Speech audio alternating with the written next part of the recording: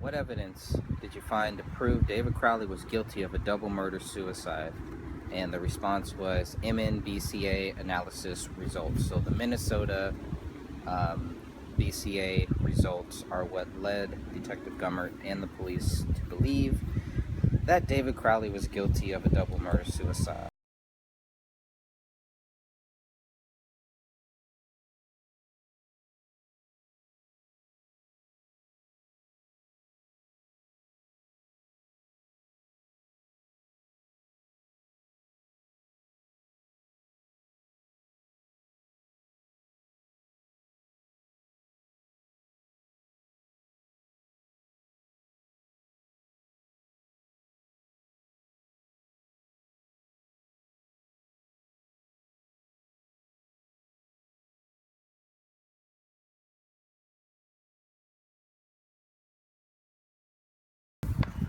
Question 2. Several reports state body parts such as hands were missing. Can you clarify as to whether or not body parts were missing from the entire crime scene?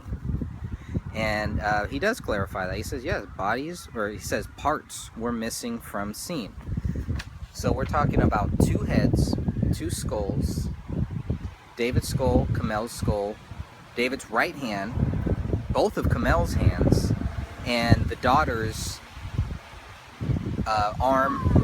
right arm, I believe, and the whole shoulder from the arm socket was missing. That's a lot of body parts missing. That's a lot of bones missing. That's a lot missing. So I found that very interesting. And what happened to these missing body parts? Well, the dog ate them, is what they're basically saying. So nothing new to a lot of people who have been following this case since it first started. But it was interesting to get confirmation that these body parts were in fact missing from the whole scene. They weren't found somewhere else in the house, like some people tried to tell us. They were not found, ever. Question 3. The murder weapon was found near David's left hand, yet there are many pictures that clearly show David pointing a gun with his right hand. Do you believe David was right-handed or left-handed? Gummert then answers that David was right-handed. So why it's very important to understand if David was right-handed or left-handed, obviously, is because of where the gun was found, where the murder weapon was found. The murder weapon that we still don't have a picture of. Where it was found was next to David's left hand, even though David was right-handed. And Kamel's sister says that David basically shot himself in the mouth. So, you shoot yourself in the mouth with your right hand, and the gun ends up near your left hand. We're talking a foot, a couple inches, very close to the left hand. So that was interesting too. Where would the gun go? So that was very strange.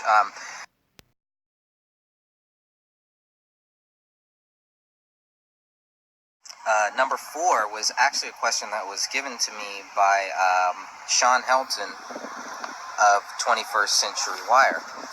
And it's a very specific question. Were there any latent fingerprints on the blood-smeared wall? And the answer is no. No, there were not. So, what led the police to believe that it was David actually writing this? Well, just because they found DNA on that wall, which they should find his DNA on that wall, especially if he painted that wall or was near that wall or did anything to that wall. They would also find the wife's DNA too. Who else's DNA would they find? Well, let's go from there. Number 5. Images of the murder weapon were provided to Tom Lydon, Fox News 9 anchor, who I assume filled out the same disclosure form as I did. Yet I did not receive at least 3 images that Tom Lydon did, including the image of the murder weapon on a living room table, red blood footprints on a hardwood floor. Now, if I file another disclosure request for those specific images, will I receive the images requested? I would also request an image of the murder weapon where it was found, even a censored version. And he says, fill out another disclosure form with a specific request, and I will see what I can do. So that's cool. At least he's not just completely discounting it. But this is important. When we fill out a disclosure request, it's very important to be as specific as we possibly can with what we are asking for, to know what we are asking for. A lot of times I have no idea how to phrase it in a specific way to get the answer that I'm looking for. So we'll keep trying until we finally do get those same photos that Tom Lydon got, and also a photo of where the murder weapon was actually found. So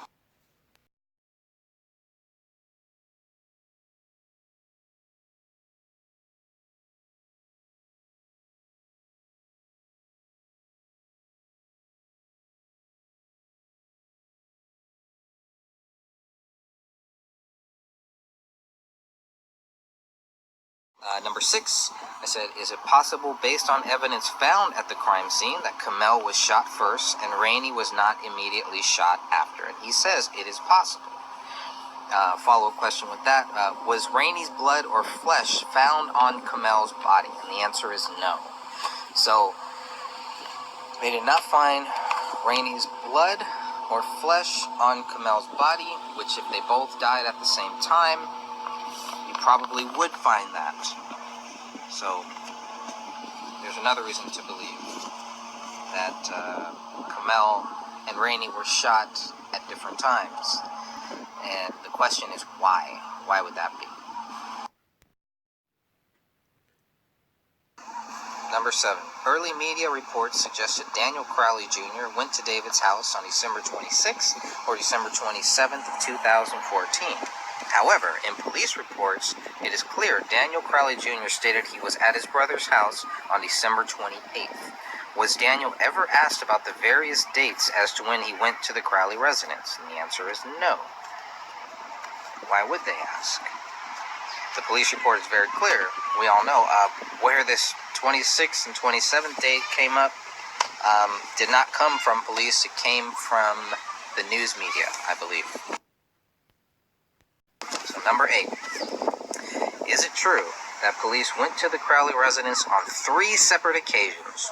Once after the bodies were discovered, a second time after a mushroom bullet was discovered, and the third time on February 18th, 2015, when they found a bullet hole near the living room ceiling? And he says yes. Nothing new, but something that really I wanted to verify just to make sure that we had all of our ducks in a row here, because it is very strange that they would have to come back to the house the third time, and 2 times they did not see a bullet above their heads in the living room.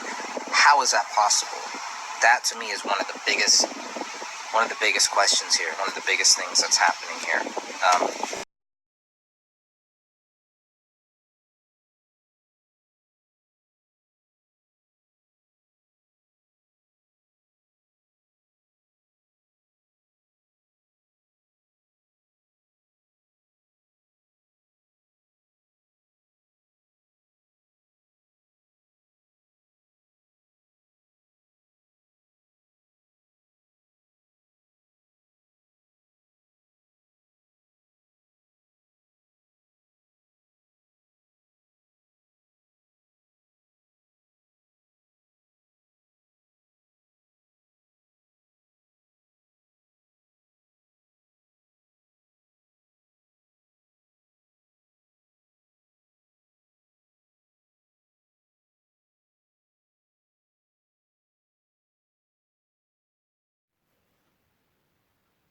Number 9.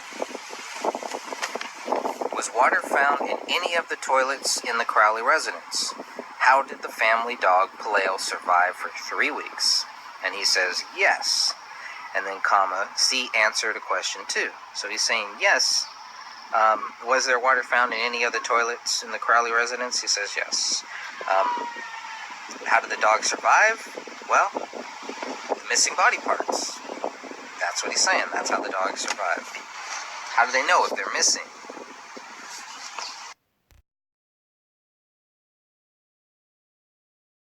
Number 10. Chris Klein Do you know when a neighbor called the Apple Valley Police Department to report a suspicious person in the Crowley residence on January 19th, 2015? He just simply says yes. So again, it's all about how we phrase these questions to get the answers we want. But I wanted, as much as possible, I really wanted to make the questions so simple that he could simply answer them in a yes or no fashion. And mostly, that's exactly what he did. There isn't one answer, I believe, that has 3 sentences to it, but he does give a little explanation as to why the answers were so short and sweet. Number 11. The suspicious person was Chris Klein. How was Chris Klein identified as the suspicious person the neighbor was referring to? And he just simply says it's unknown. Okay, number 12. Chris Klein stated he was in the house with Daniel Crowley Sr. and Daniel Crowley Jr., even though the neighbor apparently only reported one suspicious person. Dan Sr. denied being in the house with Chris Klein. Number 13. Are there images from 1/17/15? Are there images from January 17, 2015 that show a bullet hole near the living room light? He says yes. So they took the photos, but it took them a month to realize. And they probably would have never realized that there was a bullet hole above their heads in the Crowley living room if it wasn't for Chris Klein. Even though they had the photos. So how thoroughly did they even look through these photos? How thoroughly did they look through anything? How thoroughly did they look through the house if they had to come back 3 separate times? Number 14. Did you see the bullet hole in the living room ceiling on January 17, 2015? Here's what he says. This is very important here. I saw it, comma, unknown of exact date. So he is not admitting that he saw the bullet hole on January 17th. He's not giving a specific date of when he saw that bullet hole. He knows when he saw the bullet hole and when he didn't see the bullet hole. It's okay. If you didn't see it on January 17th, it's fine. We're all human. We all mess up. And it's just more reason to reopen this case, I believe, based on that.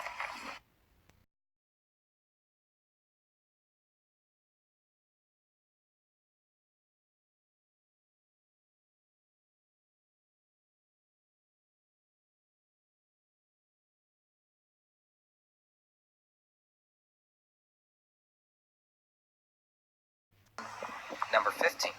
Was the Department of Homeland Security or the FBI involved in your investigation, or were they conducting their own investigation? Because Detective Gummert says that they were not contacted, no investigation.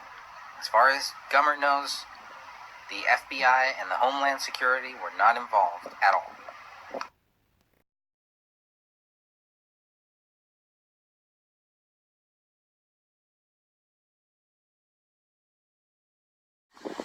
Number 17.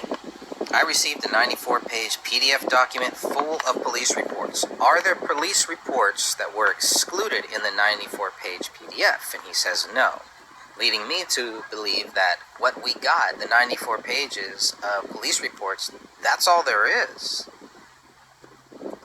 That's what he's saying. Alright, now I received number 18. I received 464 images from the AVPD after filling out their disclosure request form. How many images were possibly withheld? Hundreds? Thousands? And the answer is hundreds. We did not receive hundreds of photos. So, losing a little light here. We're going to keep.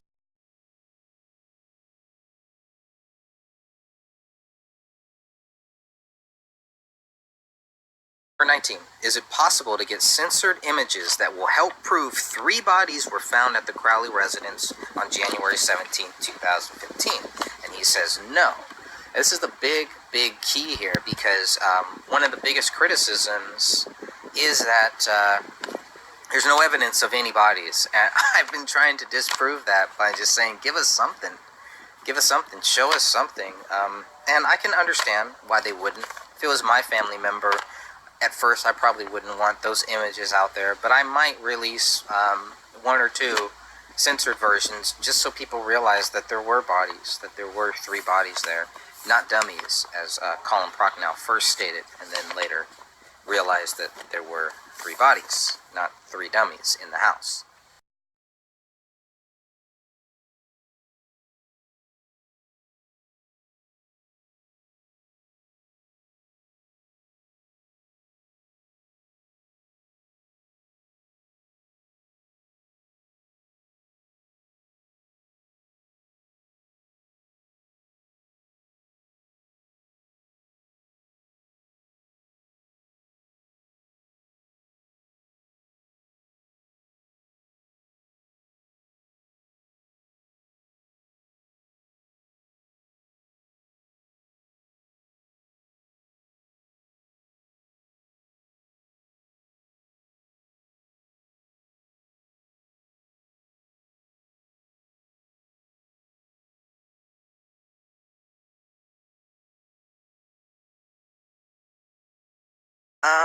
Number 20. Is it possible to get the medical examiner's report or BCA reports in addition to what has already been provided? He said you will have to contact them. So we need to fill out separate disclosure request forms with the medical examiner, with the Hennen medical examiner, and with the BCA. And let's see what results we actually get. Last question, number 21.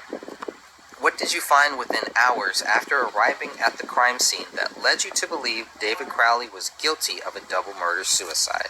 And he just says, assessment of scene. So, assessing that scene, which couldn't have took more than hours because they arrived at 1 o'clock and the scene was cleared at 5 p.m. So 4 hours they were there. So within 4 hours of assessing this scene, they had made up their mind that David Crowley was guilty of a double murder-suicide. Now, in addition to answering these 21 questions, Gummert also took a little time to explain his answers, which I really appreciated. He says, Mr. Fernandez, I understand my answers are short and to the point, but based on your questions, you have read all of our reports and there is nothing more to add on my end. If we did not cover it in our reports, then we did not feel it necessary to do so. Wow. Well, okay. He continues, I have come to the realization that there is nothing I can say or do that will ever satisfy the people that believe there is a cover-up and that the family was murdered by the government or agents acting on behalf of the government. I have a problem with that statement. You will never satisfy anybody who has questions because you have no proof. You have a theory, and yet you're getting mad at, or whatever, you're talking about all these other people who have these conspiracy theories about the government. It doesn't have to be a conspiracy theory with the government. It doesn't have to necessarily involve the government.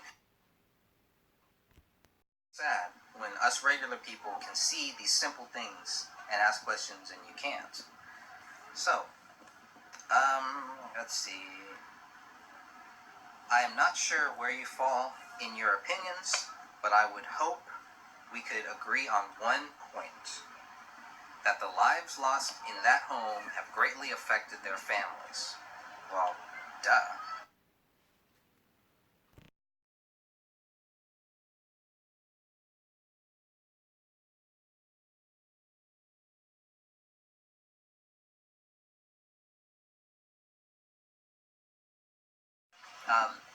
Without the evidence, you're asking us to just trust you and just believe whatever you say. Well, that's a foolish thing to ask for. First,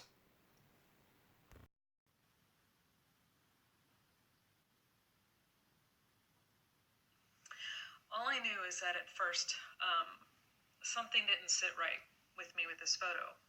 I knew something was wrong, but I couldn't put my finger on it.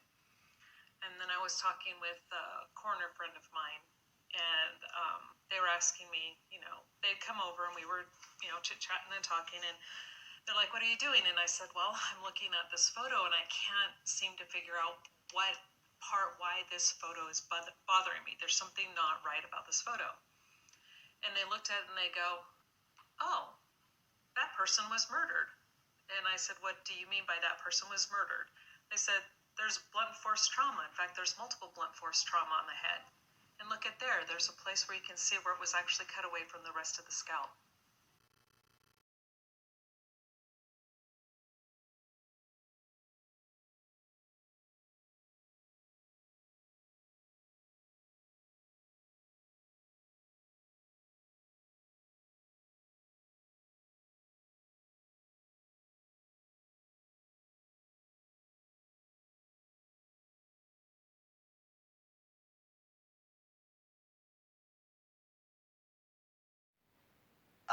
He says, I will also never be able to satisfy people's opinion that our department did a poor job investigating this incident, even though most, if not all of the critics have never spent a day doing what we do. That's what's really sad, because even us people, us hundreds, thousands of people who have never spent a day doing what you do, sir, we can still see the flaws in this case, and yet you cannot. So what does that say about you? What does that say about your department? It's disgusting to me. It's a joke.